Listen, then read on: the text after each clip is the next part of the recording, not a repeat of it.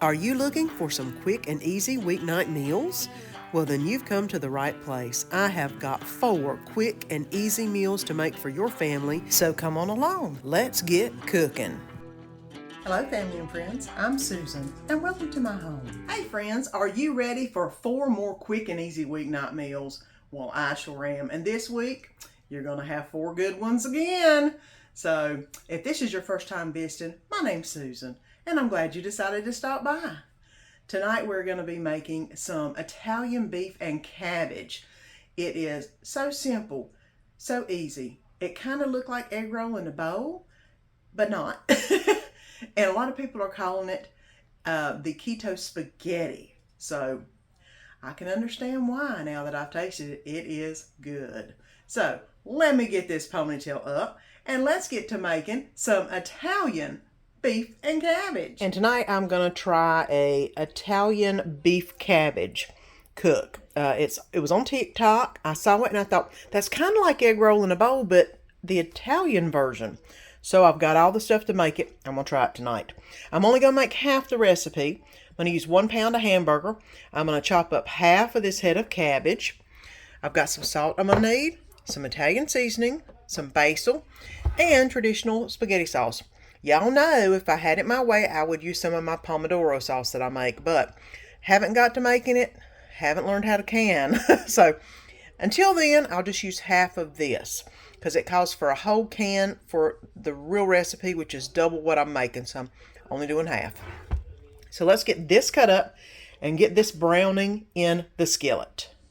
And I've let the hamburger cook up, and I've kept the juices in. I'm going to go ahead and add a half a teaspoon of Italian seasoning, a half a teaspoon of basil, which I use the kind from in the fridge instead of what I had out, because it just is easier, and 1/4 of a teaspoon of salt. I'm going to go ahead and mix this around real quick. Mixy, mixy, mixy.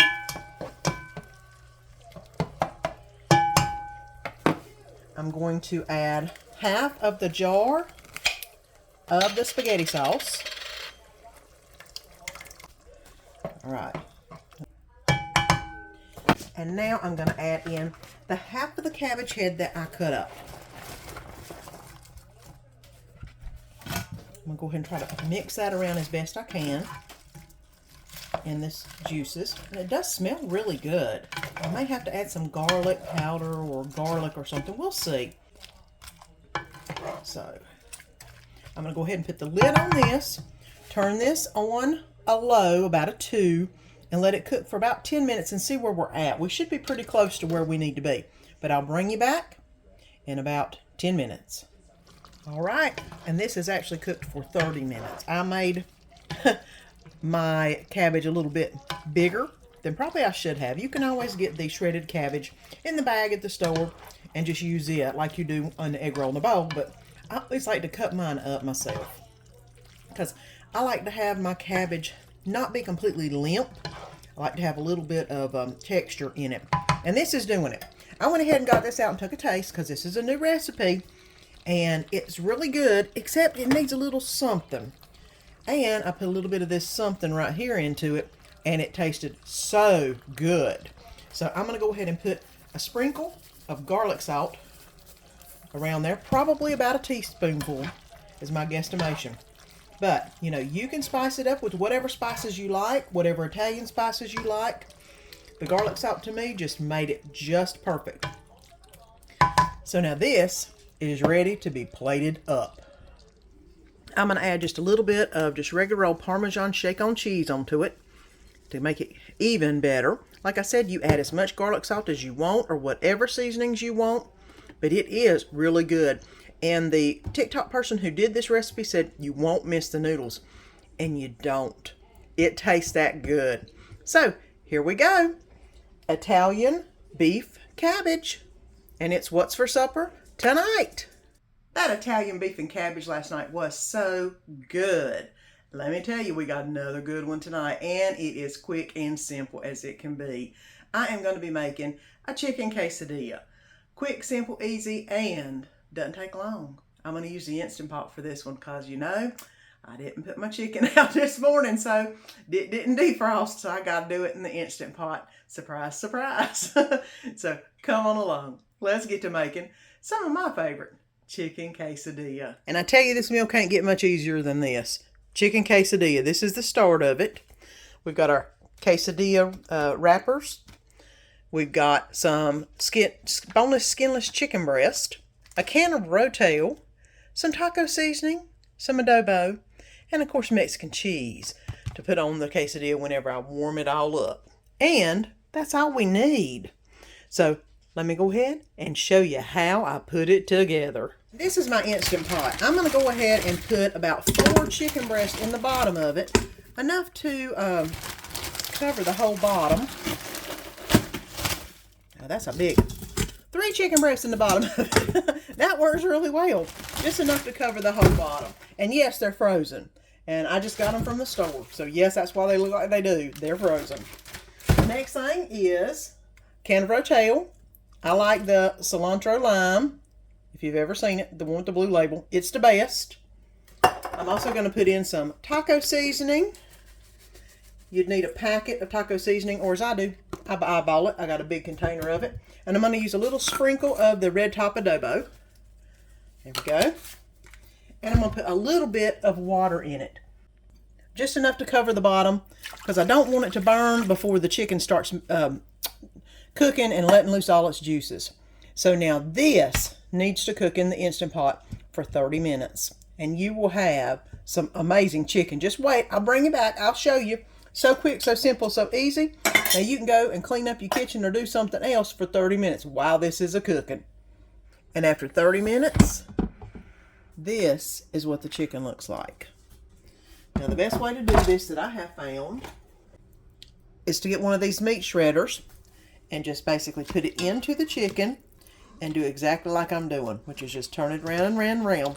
And it will shred the meat so you can put it onto your quesadilla. So let me get all this shredded up, and then we'll get to making the quesadilla.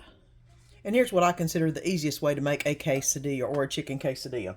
Let's go ahead and put that down. I've got the oven to about a medium.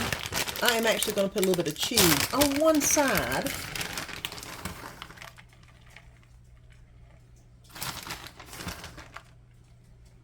Because that's going to help be the glue to hold everything together. The next thing is to get some of this wonderful chicken that I just shredded up and put that on the tortilla, the quesadilla shell, whatever you want to call this, the flat tortilla. I'm going to go ahead and add some of our normal spicy stuff, you know. A little bit of green, a little bit of red,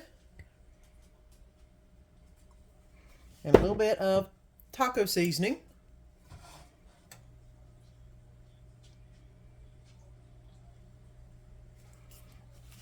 And I'm going to add a little bit of cheese on the top.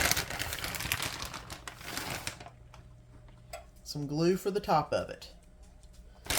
Now I'm going to lift this side up, fold it over on this.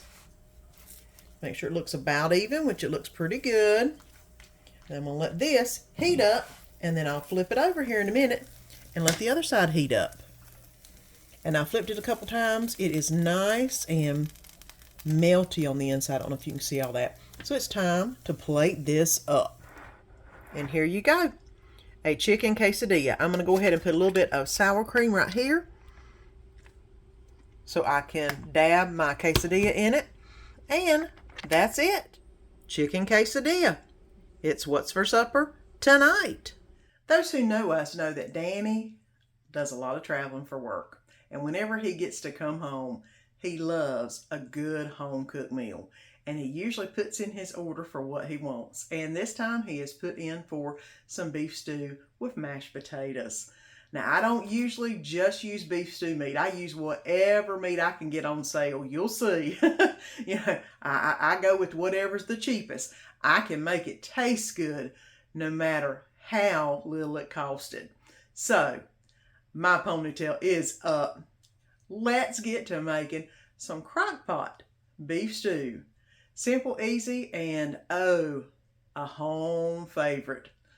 Let's go. And we're going to make a big run of beef stew. Now, I got some beef top round, which I use a lot for beef stew, but I also have some beef shoulder steak that I'm going to go ahead and cut up and put in also. That way it'll make a lot of meat and a couple different varieties in the meat texture whenever it's in there. But I'm going to go ahead and go get these cut up. And for 2 pounds of meat, you're going to have 2 cans of cream of mushroom soup, 4 beef bouillons, and 1 Lipton onion soup mix. So I'm going to go ahead and get all this cut up so we can get it in the crock pot and get this started. Got everything prepared. I'm going to go ahead and add in the meat that I have put in. I'm going to try to get it all on one level. There we go. Yes, I'm using my hands, but I will wash them. The next thing is the Lipton onion soup mix. I'm going to go ahead and add that to the meat. Get it all distributed around all the meat. And the 2 cans of cream of chicken soup are going in. There's 1.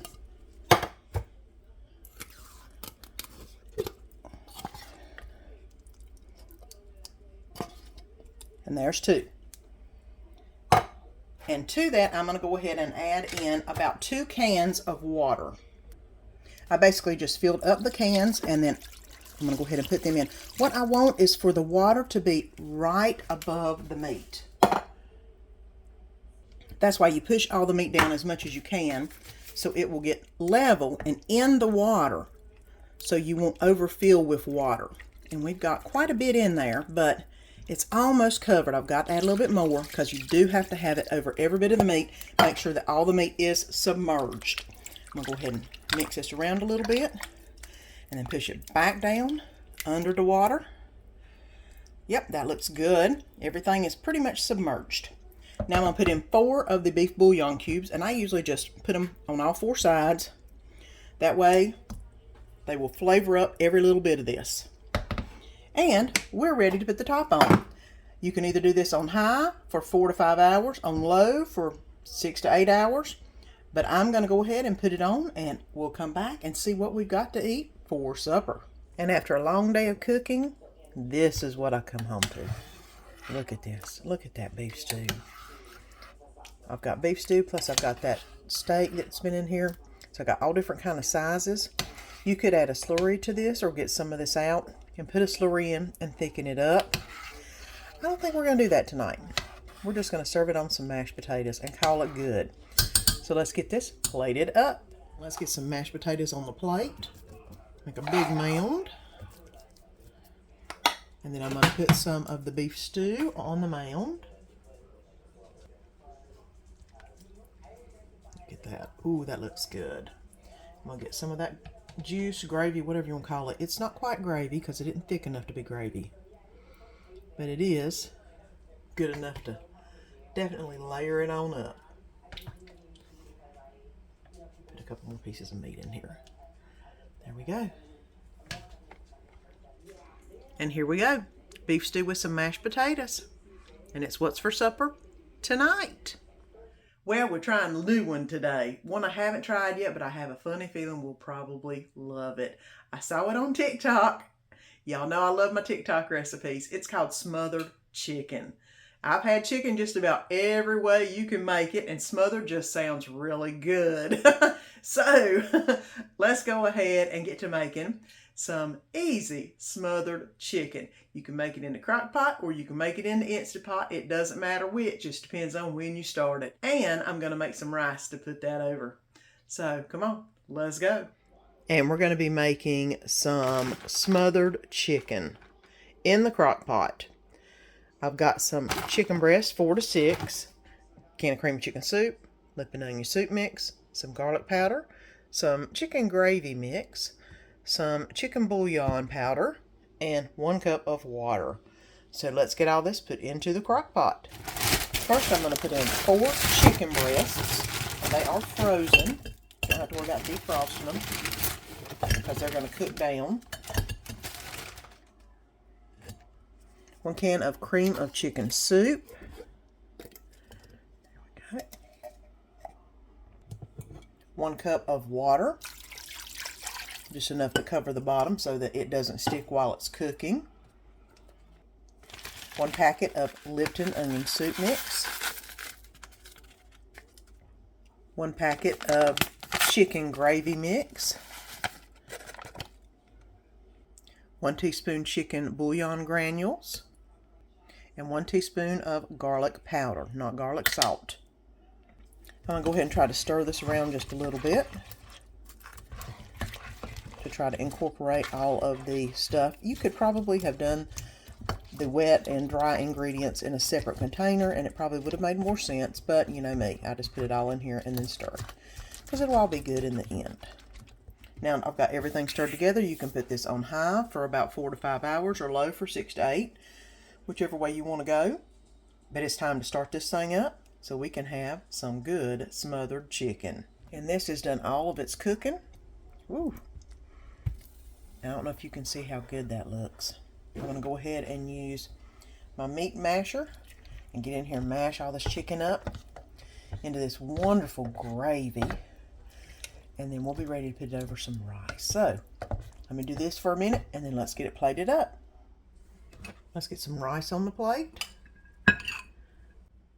Now let's get some chicken. Look at that chicken and gravy. I don't know if you can see how great that looks. But I can't wait to actually taste this. This looks really, really good. Look at that. Now I added some green beans to the side and look at that. Smothered chicken, gravy, rice, and green beans. And that's what's for supper tonight.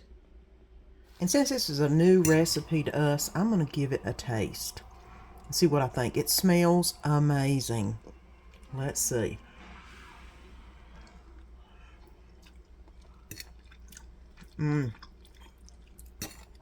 Oh yeah, that's good, all right.